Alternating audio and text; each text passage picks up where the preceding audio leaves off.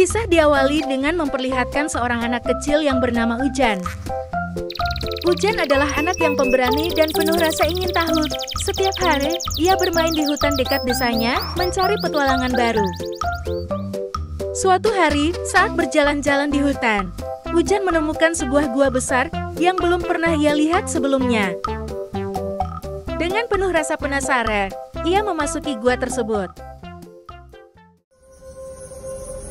Di dalam gua, ia terkejut melihat seorang raksasa besar yang sedang duduk dan terlihat sedih. Raksasa itu memiliki tubuh yang besar, tetapi matanya memancarkan kesedihan yang mendalam.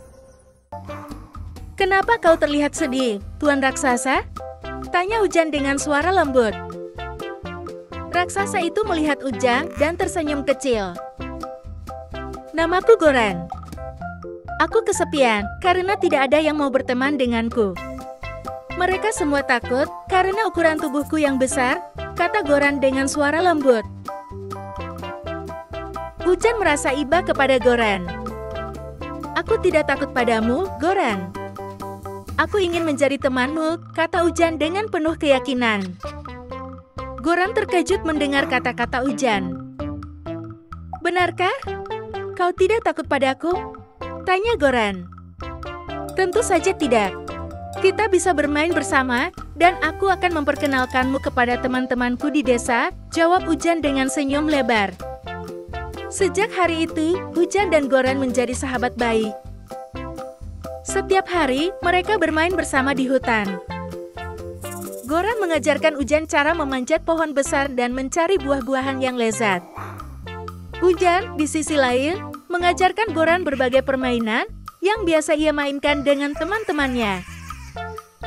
Namun, ketika Ujan membawa Goran ke desanya, penduduk desa merasa takut dan bersembunyi. Mereka belum pernah melihat raksasa sebesar Goran dan khawatir raksasa itu akan menghancurkan desa mereka. Ujan tidak menyerah. Ia berbicara kepada penduduk desa dan meyakinkan mereka bahwa Goran adalah raksasa yang baik hati dan hanya ingin berteman. Perlahan-lahan, penduduk desa mulai mempercayai Ujan dan memberikan kesempatan kepada Goran untuk membuktikan kebaikannya. Suatu hari, sebuah bencana terjadi.